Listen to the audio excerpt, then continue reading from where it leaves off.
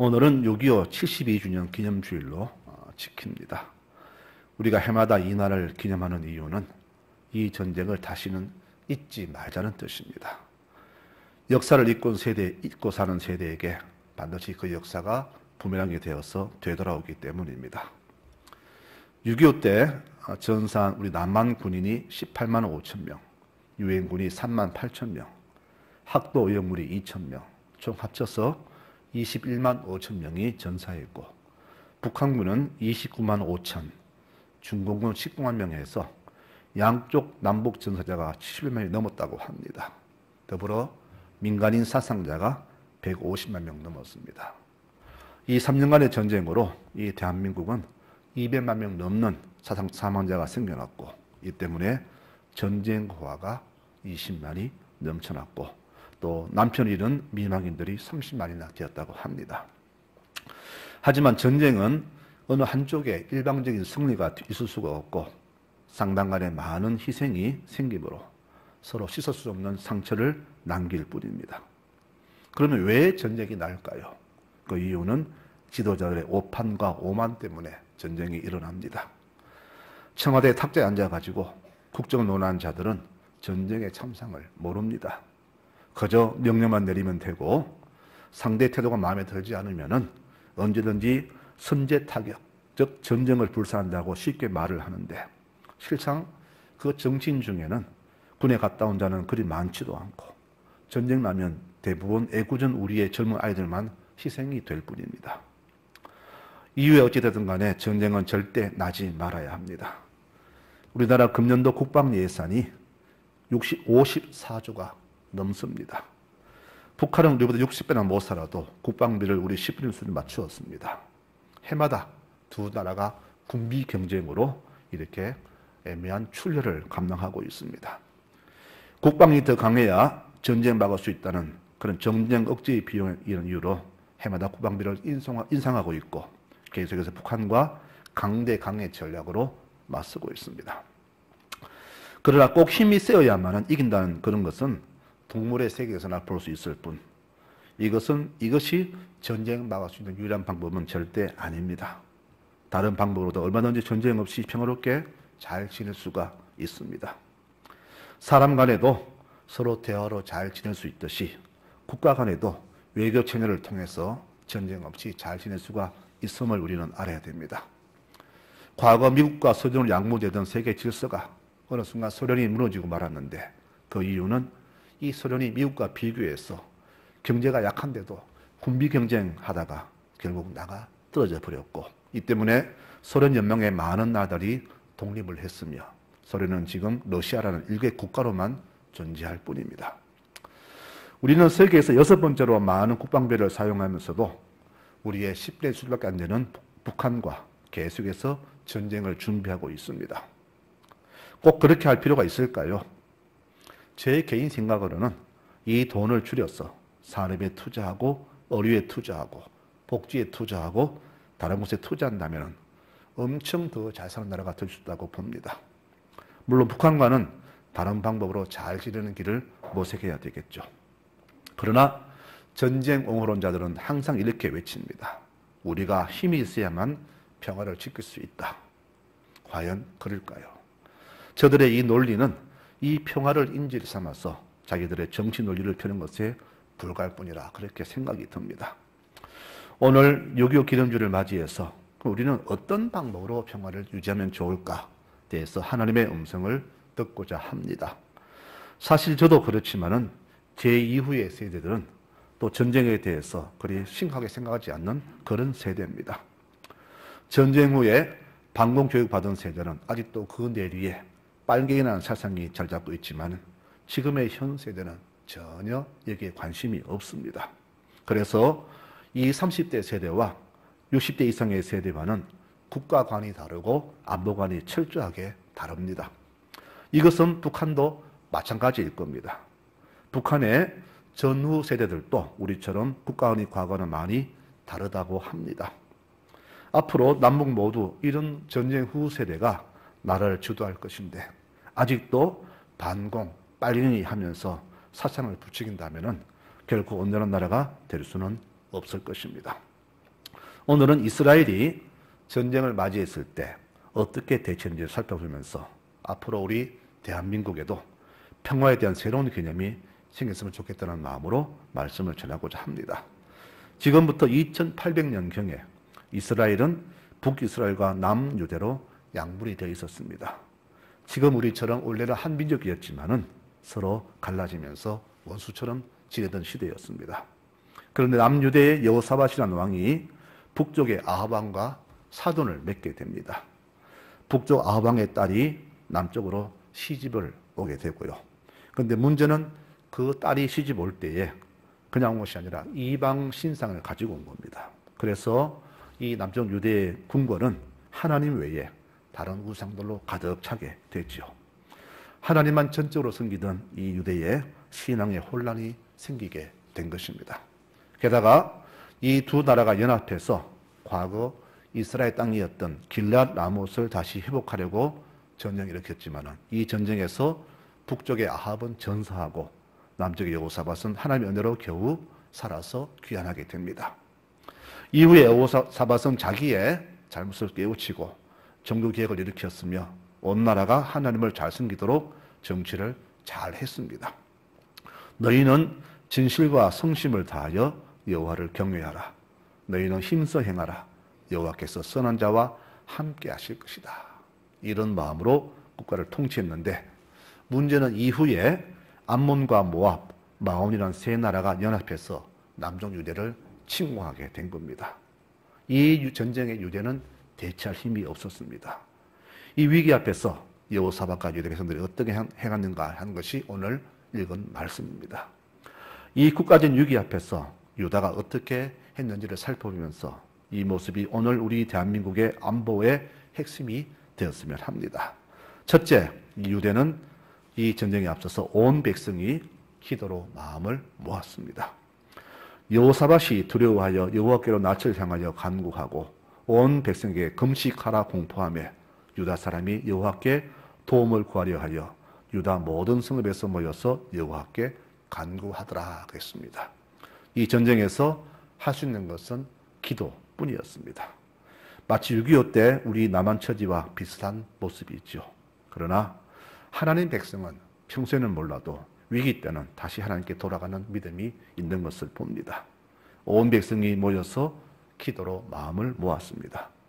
도와줄 나라도 없고 우리의 상대도 도저히 상대할 전력이 안 됩니다. 우리가 할 수 있는 것은 단 한 가지, 하나님께 기도하는 것뿐이었습니다. 저는 이 단어에서 오직이라는 단어가 너무 좋습니다. 오직 하나, 다른 길이 없죠. 다른 길이 없다. 다른 방법이 없다. 그러니 오직 하나님만 찾자, 그런 뜻이 됩니다. 우리 성도님도 인생의 위기 때에 오직 하나님만 찾으시기를 부탁을 드리겠습니다. 다른 법 찾지 마십시오. 오직 하나님만 찾고 부르십시오. 그것이 바로 내가 사는 길이요, 내가 이기는 길입니다.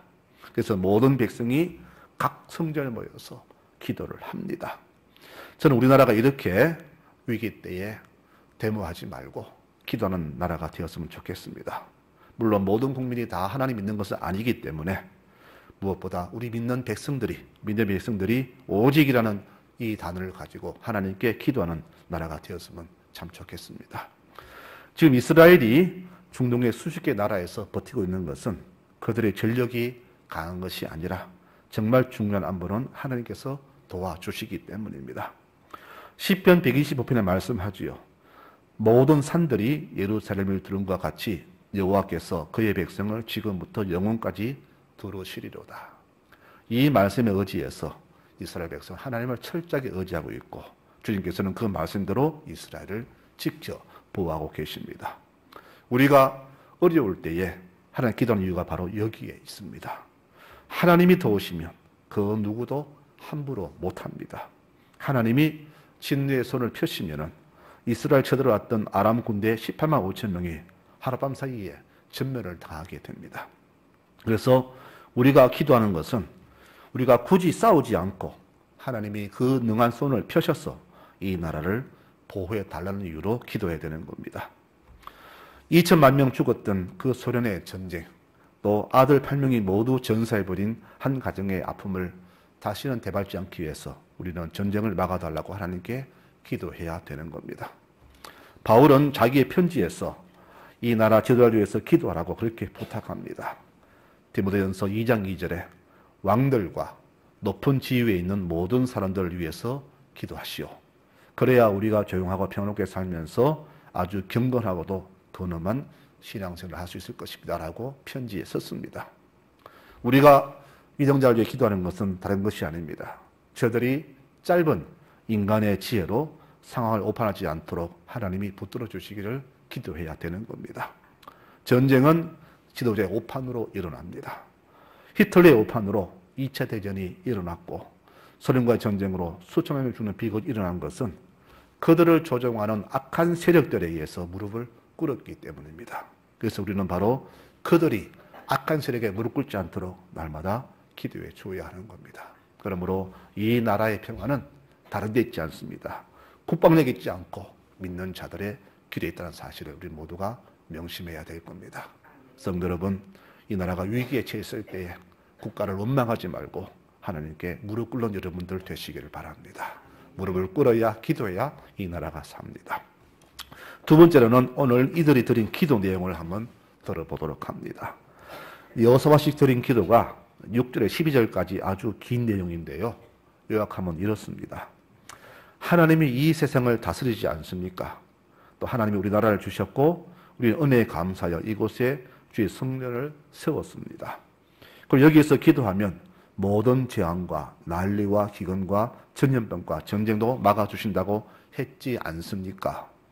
우리가 여기서 부르짖으면 들으시고 구원하신다고 하셨지요. 지금 모압과 암몬이 우리를 치려고 합니다. 그러나 우리는 맞설 힘이 없습니다. 그래서 우리는 오직 하나님만 바라보고 있습니다. 주여 도와주소서. 이 내용입니다. 과거 솔로몬이 성전을 세우고 드렸던 그 기도 내용과 하나님의 응답을 그대로 회상하면서 기도를 드렸습니다. 하나님은 그 기도에 즉시 응답하셨습니다. 바로 15절 말씀이 그 응답입니다.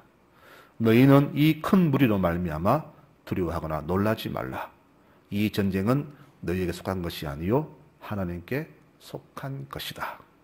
그리고 이 전쟁을 아주 쉽게 이기게 하셨습니다. 너희는 오직 여호와만 찬송하라. 왕은 백성에게 그렇게 명령했습니다.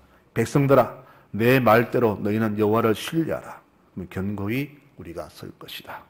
그리고 모든 군대 앞에 제사장들을 앞세우고 하나님을 찬송하게 했습니다. 요단강 건너갈 때 그 제사장들이 나팔 불고 그 발을 뛰자 강이 갈라진 것처럼 이들은 하나님 앞에서 찬송을 했습니다. 그랬더니 주께서 저희들끼리 자중질환을 일으켜서 저희끼리 망하게 그렇게 전쟁을 이끄셨습니다. 얼마나 크게 이겼는지 전리품을 사한가를 옮겨도 옮기지 못할 정도로 큰 승리를 거두었습니다. 자, 그래서 이 소식이 퍼지자 주변 모든 나라가 하나님을 두려워하게 되었고 유다는 온 나라가 평안을 누렸다고 성경은 오늘 이렇게 기록하고 있습니다. 성도 여러분, 하나님께 맡기면 됩니다. 그분이 하시면 됩니다. 그래서 여호사밧의 당부처럼 백성들아, 내 말대로 하나님만 신뢰하자. 그러면 절대 무너지지 않는다. 저는 한 나라의 수장이, 대통령이 바로 이런 믿음으로 살았으면 좋겠어요. 다른 걸 믿지 말고 하나님을 믿으면 좋을 것 같아요. 하나님 믿고 의지하고 나아가면은 이 나라가 경건심을 그들 믿었으면 좋겠습니다. 무엇이 진리인지 아닌지 구분이 안 되는 시절이잖아요. 정권이 바뀌면은 지난 정권의 사상은 다 나쁜 것이 되고 자기 것이 옳은 것이 되고 또 바뀌면은 지난 정권은 또 나쁜 것이 됩니다. 이렇게 구분이 안 되는 시절에 우리 성도들의 확실한 믿음이 정말로 필요할 때라 그렇게 봅니다. 성도들은 인간의 지혜, 지도자의 지혜에 의지하지 말고 오직 성경 말씀에 의지해서 어느 정권이 바뀌든 상관없이 하나님만 절대로 신뢰하는 그런 믿음으로 서 있을 때 대한민국은 견고히 서 있게 될 것입니다. 우리는 제각기 논리를 펴지만 다 틀렸습니다.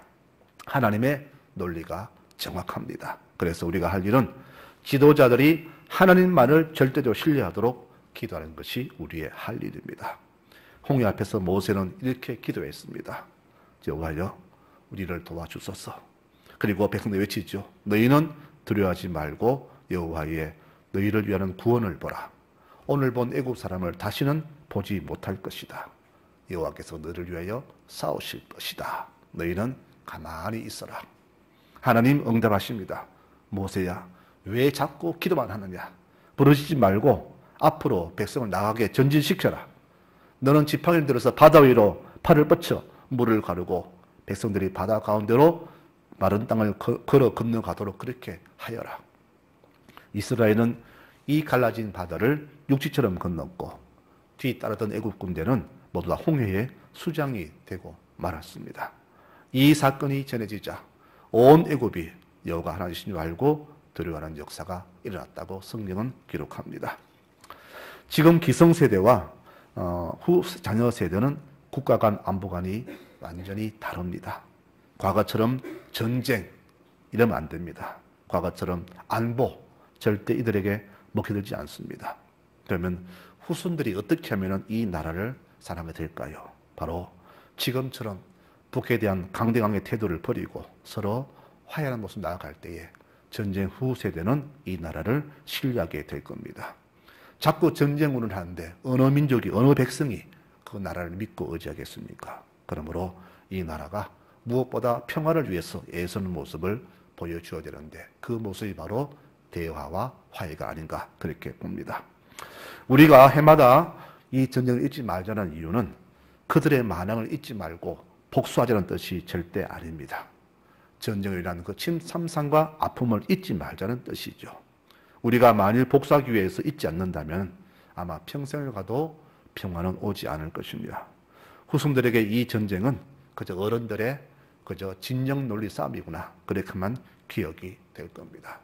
지금도 전쟁으로 내란으로 나라 잃고 터전 잃은 백성들의 그 유랑하는 모습을 보지 않습니까?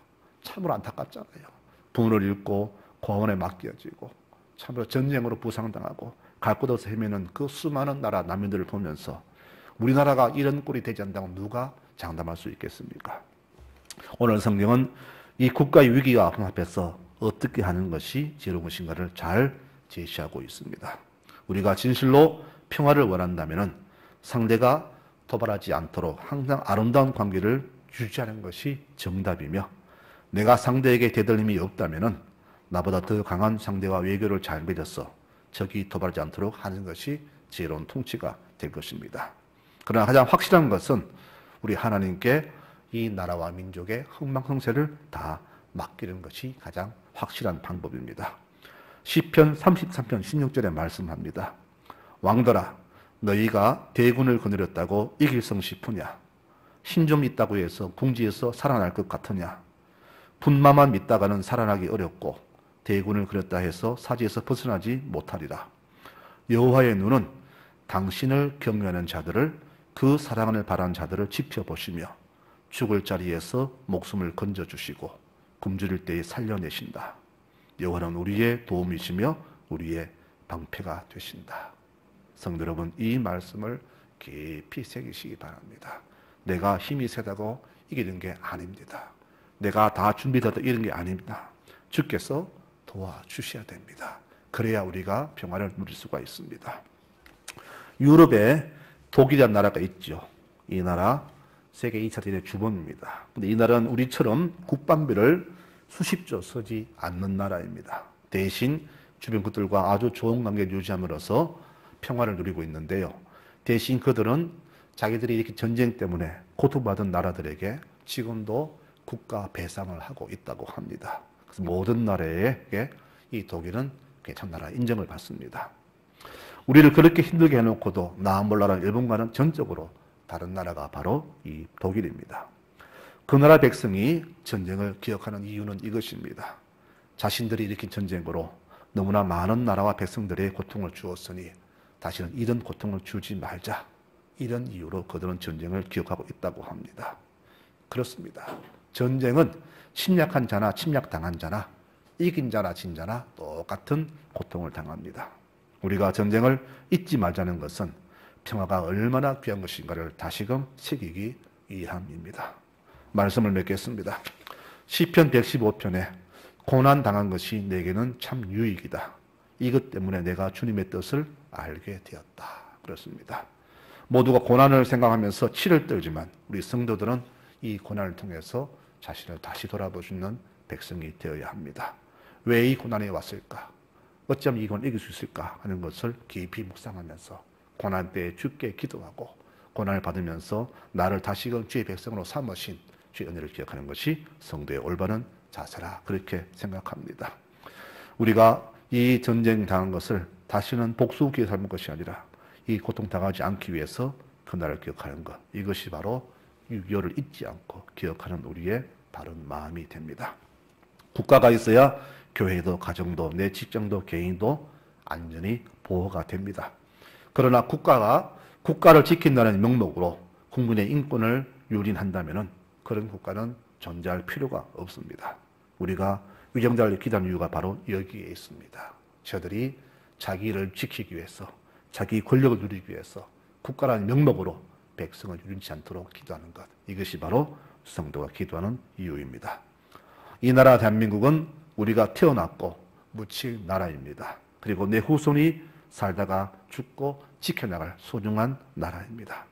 이 나라의 통치자는 우리 하나님이심을 굳게 믿고 하나님의 선하신 통치하심에 전적으로 위임하는 우리 모두가 되어야 할 것입니다. 그렇게 나아갈 때 주님께서는 이 나라를 굳건히 지켜주십니다. 하나님 통치하신 나라는 영원히 평화가 넘치는 나라가 될 것입니다. 샬롬, 바로 평화입니다. 여호와여, 이 나라와 이 백성을 지켜주소서. 영원한 이 나라의 반석이 되어주소서. 나라 민족을 위해서 기도를 쉬지 않는 우리 모든 믿음의 백성들이 되시기를 축원합니다. 이것이 바로 애국자의 모습입니다. 기도하겠습니다.